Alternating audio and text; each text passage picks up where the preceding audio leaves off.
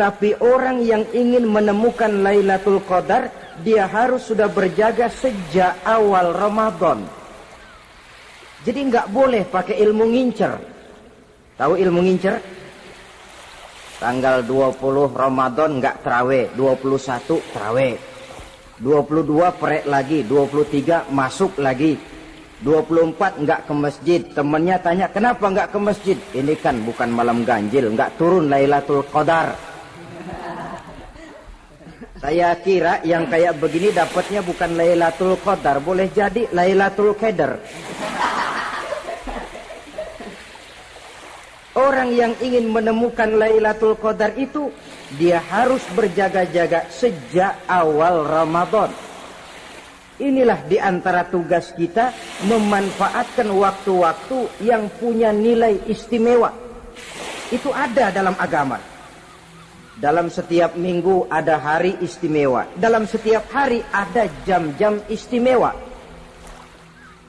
Dalam setiap tahun ada bulan istimewa.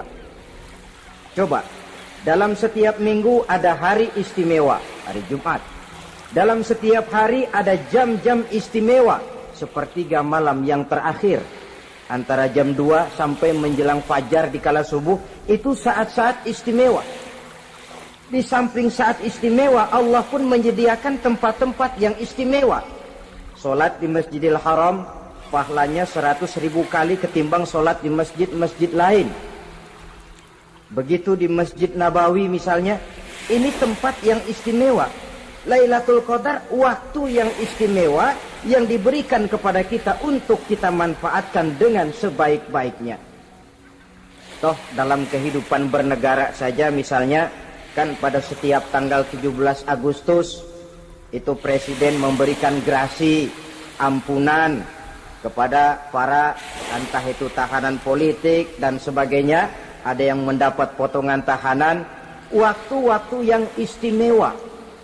Inilah sebab kedua kenapa Ramadan dinamakan Sayyidus Syuhur. Sebab yang ketiga, Ramadan disebut Sayyidus Syuhur karena di dalamnya nilai kebajikan berlipat ganda adanya. Satu hadis menjelaskan, "Lau ta'lamu ummati ma fi Ramadan, latamannau an takuna as-sanatu kullaha Ramadan." Andai kata umatku tahu keistimewaan apa yang ada di dalam bulan suci Ramadan, niscaya mereka ingin agar sepanjang tahun isinya Ramadan saja. Apa sebabnya? Li'annal hasanata fihi mujtami'atun. Di dalam bulan Ramadan itu berkumpul segala macam kebajikan. Wa ta'atu maqbulatun. Segala perbuatan taat diterima oleh Allah. Wa da'awati mustajabatun. Segala macam doa dan permohonan dikabulkan oleh Allah. Wa dzunuba maghfuratun. Dan segala macam dosa diampuni oleh Allah Subhanahu wa ta'ala. Berlipat gandanya nilai kebajikan yang kita kerjakan di bulan suci Ramadan.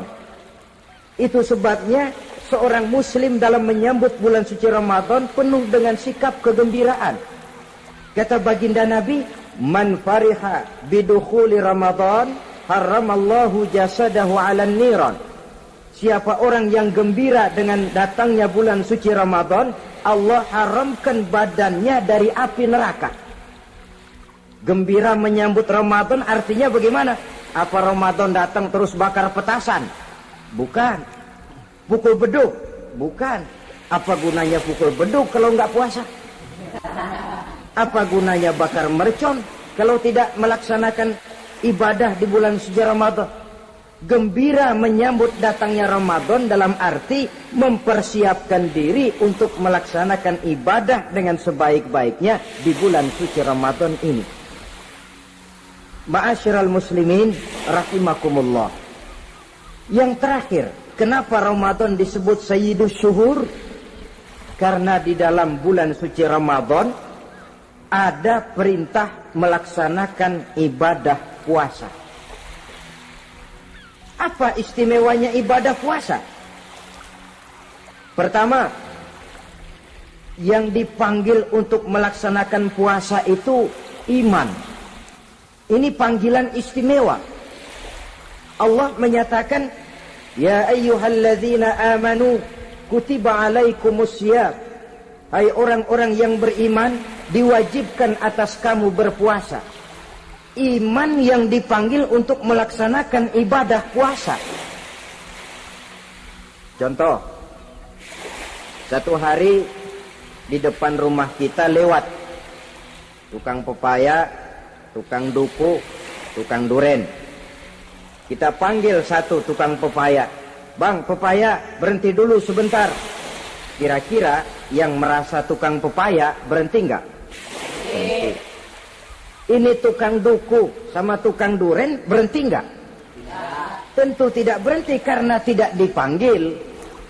Ini Ramadan yang dipanggil orang-orang beriman. Hai orang-orang yang beriman, berhenti dulu sebentar. Berhenti apa? Berhenti makan di waktu siang, berhenti minum di waktu siang. Yang merasa beriman, berhenti. Yang tidak beriman, langsung. Biar Ramadan siang-siang makan jalan terus, ngerokok, ngelepus terus. Kenapa? Tidak beriman, tidak merasa terpanggil oleh ayat tadi. Sekarang tukang pepaya lewat di depan rumah. Kita panggil, bang pepaya berhenti dulu. Dia dengar tapi nggak mau berhenti. Apa kita bilang? Tukang pepaya budak. Dipanggil nggak mau berhenti. Ini ada orang ngaku beriman kepada Allah. Ramadan dipanggil disuruh berhenti makan siang, nggak berhenti juga. Mukmin budak. Disuruh berhenti minum di waktu siang, nggak berhenti juga. Mukmin budak. Ini istimewanya puasa. Panggilan difokuskan kepada iman. Hai orang-orang yang beriman. Allah tidak bilang hai orang-orang yang sudah masuk Islam. Tidak. Ya ayyuhallazina aslamu. Tidak. Ya ayyuhallazina amanu yang dipanggil. Hai orang-orang yang beriman. Nilai nurani yang paling dalam itu yang dipanggil melaksanakan ibadah puasa. Lalu orang beriman yang bagaimana yang wajib puasa? Pertama, dia sudah balik. Yang kedua, berakal sehat. Yang ketiga, dia mampu berpuasa. Orang beriman macam ini balik, berakal sehat, mampu melaksanakan puasa. Kalau cukup syarat ini, dia wajib puasa. Kurang syarat, tidak wajib puasa. Jadi kalau di bulan Ramadan ada teman kita tidak puasa, jangan heran barangkali syaratnya kurang. Cukup dalam hati saja, ini orang kurang syarat. Makanya nggak puasa. Pak, itu teman saya kok nggak puasa? Nggak puasa? Nggak puasa. Dia bukan orang beriman kali ah. Orang yang tidak beriman itu tidak wajib puasa. Beriman kok pak? Iman, tapi nggak puasa. Nggak puasa. Belum balik kali ah. Belum balik, cuma badan doang gede. Bongsor kali itu. Belum balik. Sudah kok pak, sudah balik. Sudah. Tapi nggak puasa. Enggak. Gila kali dia ah. Gila kali, sebab orang yang tidak berakal itu tidak wajib puasa. Waras pak, dia tidak gila. Tidak. Barangkali dia tidak mampu melaksanakan puasa karena terkena uzur syar'i. Ini keistimewaan puasa yang pertama yang dipanggil melaksanakannya iman. Keistimewaan yang kedua, oleh karena yang dipanggil iman, maka puasa dinamakan ibadah sirriyah. Ibadah rahasia. Kalau kita sembahyang, orang lihat kan? Lihat enggak? Lihat. Kita bayar zakat, orang tahu. Kita pergi haji, apalagi pergi haji sekampung nganterin. Tapi kita puasa atau tidak puasa, yang tahu kan cuma kita dan Allah saja. Pura-pura sedekah, nggak bisa. Pura-pura sholat, ketahuan. Gerakannya mesti canggung. Pura-pura pergi haji, kemana perginya?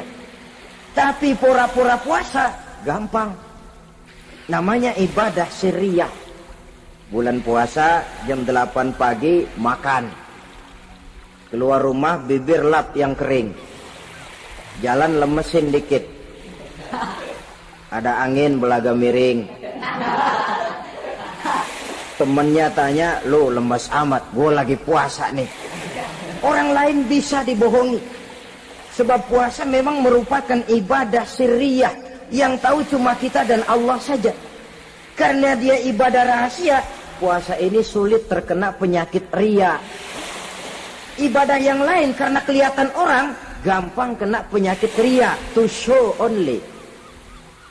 Sholat karena kelihatan orang, gampang kena penyakit riya.